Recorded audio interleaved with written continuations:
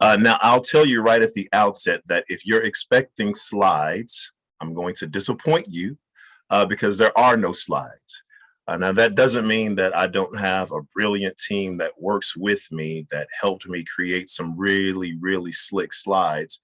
But then I was challenged yesterday by Jennifer to come on and to sort of do it without the slides because we weren't sure if the slides really added value. And I really wanted you to understand and to feel the passion behind this project that we have at HPE. So there are no slides. So we're talking about grow your own.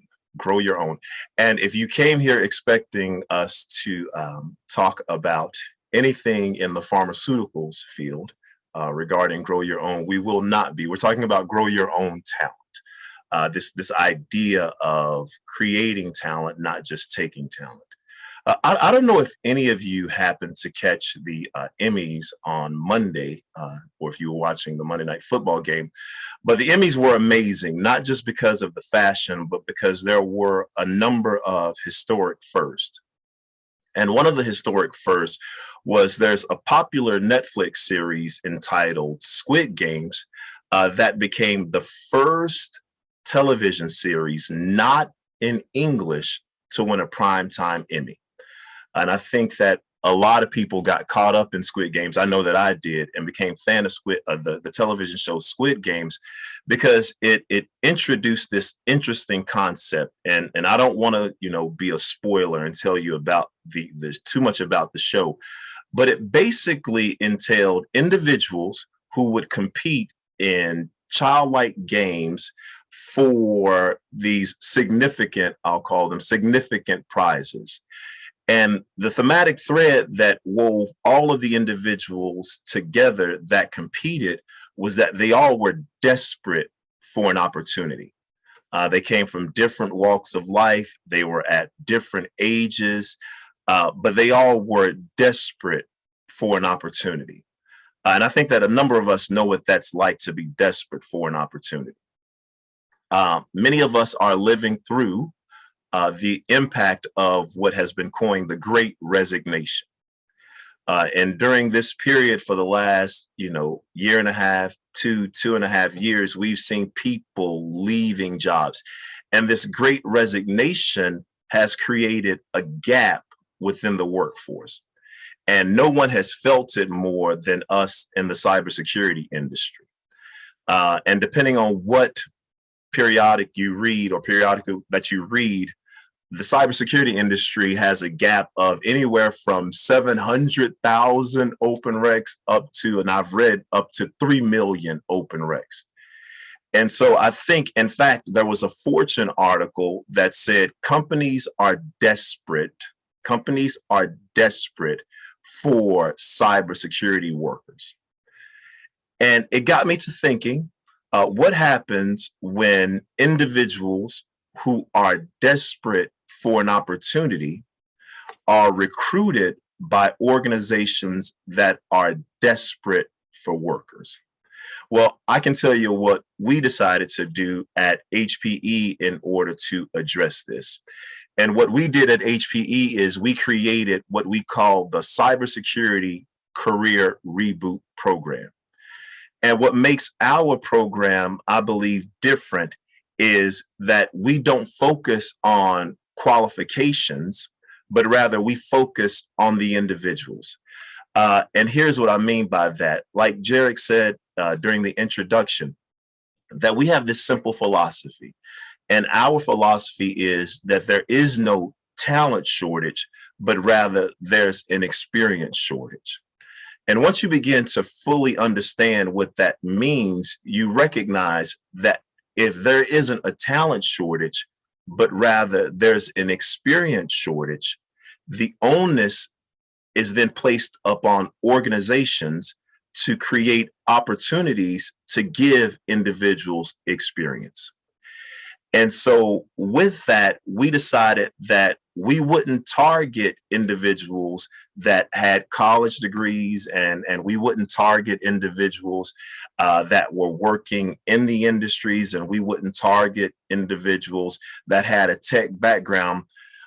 And it's because we already had programs that targeted those individuals. We had programs like internships and apprenticeships. And of course, we also did the recruiting of just people with lots of experience. And so we had those programs. But what we didn't have a program that would target a mother who decided to take time off in order to raise her family, and then discovered, hey, you know what? I want to get back into the workforce. We didn't have a program for individuals that might have gotten into trouble, some type of legal trouble at an early age, and that derailed their career aspirations. We didn't have a program for that individual whose family simply couldn't afford to send them to college. And so they decided that they would go into the workforce and took a job. And before you know it, 14 years had passed by. And so because we didn't have programs, we decided that we wanted to make this cybersecurity career reboot program focus on those individuals. And so it's really behind this notion of we want to create talent, not just take talent, because I believe the only way you can actually fill any type of gap is by creating talent. And I'll say something that I know will be controversial and it may offend some people, but it's early enough to where I can apologize later. That I believe that it's easy to poach talent. There, I said it. I think it's easy to poach talent. I think it's easy to allow someone else to grow an individual, recruit that individual, give that individual opportunities, and then for me to just offer that individual more money so they can come work at my organization. But the challenge with that is it creates this vicious cycle, not a virtuous one, a vicious cycle that never truly addresses the gap. And so we've decided, you know what? We want to address the gap. And so we're going to target individuals that other organizations wouldn't even think about. We're going to target individuals that other organizations would say aren't qualified. Like, that's our target audience. That's who we want to target. Because I think most of us know a niece, a neighbor, or a nephew that really could have benefited from an opportunity. A lot of us have parents who work harder than us, who are smarter than us, were more committed than us, but didn't achieve anywhere near the level of success that we've been able to achieve. And it's simply because they were never gifted with an opportunity. So that's what our program is about. It's about gifting those individuals with talent. How does it work? First, it starts with, the individuals applying for the program. And here's a really, really cool and exciting part. Before we even launch the program, we had over 100 applicants. How does that happen? Absolutely through word of mouth. Before we even launched the program, we just started talking about the programs only within HPE. This is all within HPE. We started talking about the program, and we just got contacted by different individuals who were like, hey, listen, I know this person that works down the street, or this person that lives down the street who really wants to get into cyber, but they don't know how to get into cyber.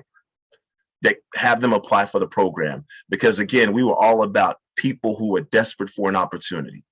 And so we had over 100 people apply for the program. Once they applied for the program, we whittled it down. And to show you how serious we were about targeting a certain group of individuals, we weeded out certain individuals that we believe could go to another organization to get a job. Like, we would weed those individuals out. And so go through the interview process. And during the interview process, again, we weren't focusing on qualifications. So we weren't focusing on degrees. We weren't focusing on certifications. We weren't focusing on experience, because those things actually disqualified you. So we were focusing on individuals that had a positive attitude, individuals that were really, really, really hungry for an opportunity in cybersecurity. And so we focused on those individuals. Once we knew who would be a part of our first cohort, we onboarded them. And this is where the learning really started. So when we onboarded them, one of the things that we missed, and I'll be completely transparent, one of the things that we missed is that we didn't fully appreciate that these individuals were coming from completely different, not walks of life, but coming from completely different office experience levels. And so we had individuals that had no office experience. And so we would try to address those individuals the same way we would address individuals that were familiar with Microsoft Office and that were familiar with the various applications that they would have to use. So that was a miss on our part. And so the way that we plan to address that in the future is once we onboard individuals, we will do some type of placement assessment in order to gauge where they are. And then once they're onboarded, they don't automatically become full-time employees. And so we onboard them for 6-month periods. Now, those 6-month periods can be extended. And when we initially started it, we started with the goal of creating these 6-month periods, and we would train them, right? We would educate them on cyber in 6 months, because that's all it takes to learn all about cyber, 6 months. So we would educate them on cyber, give them the proper training, and then we would either place them within HPE or help them find opportunities outside of HPE. Then talking about, and this is real talk, I was having lunch with Jarek, and Jarek asked me when we were having lunch, well, Bobby, how does the individual know whether or not they're trending toward successfully landing a gig within HPE, or if they're successfully, capable of landing a gig elsewhere? And that question really challenged me. And so I went back to the team and we came up with this scorecard. And so we're now implementing this scorecard system where the individuals can keep track of how they're trending, can keep track of whether or not they're meeting certain requirements that we place on them. And the goal of the program, again, is to be successful. And I have to be careful because everyone defines success differently. And so I think that there are 3 flavors of success that I believe for this program. One is, you come in and you kill it and you become so critical to HPE's cybersecurity program that we're compelled to hire you. That's one flavor of success. Another flavor of success is that you come in, you kill it, and we try to keep you at HPE, but you say, you know what? Nah, this other organization over here is really attractive. It's in a better industry. I like what they're doing more, and so I'm going to go get a job here. That's another flavor of success, that you land a gig somewhere else. And then the third flavor of success could be that you simply recognize, you know what, cyber really isn't for me, that I've had fun, this has been great, but cyber isn't the career that I want to go into. And again, that's success also, because at least you were given an opportunity. At least you were given an opportunity. Like I said, we've had a lot of learnings along the way. One of the learnings that we had was that I don't think we will ever be at a deficit for applicants. I think that the onus then becomes on us to make sure that we have roles within HPE that can properly give time to the applicants once they start. Because individuals start and they're really excited, they're really enthusiastic about the opportunity, but then you have to make sure that you have the infrastructure in place within HPE in order to receive them.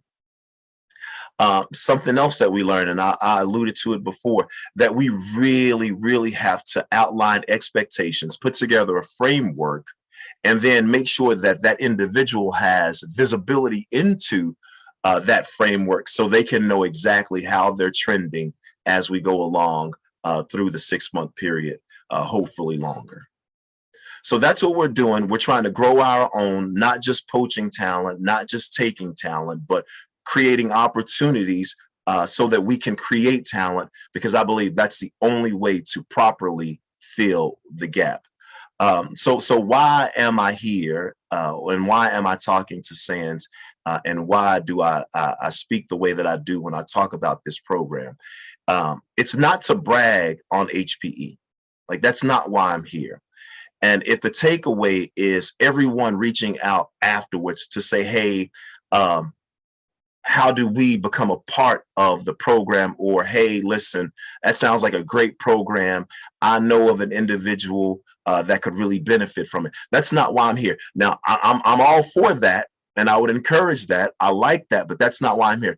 The reason why I'm here is to challenge the leaders who are on this phone to grow your own program, to create your own program.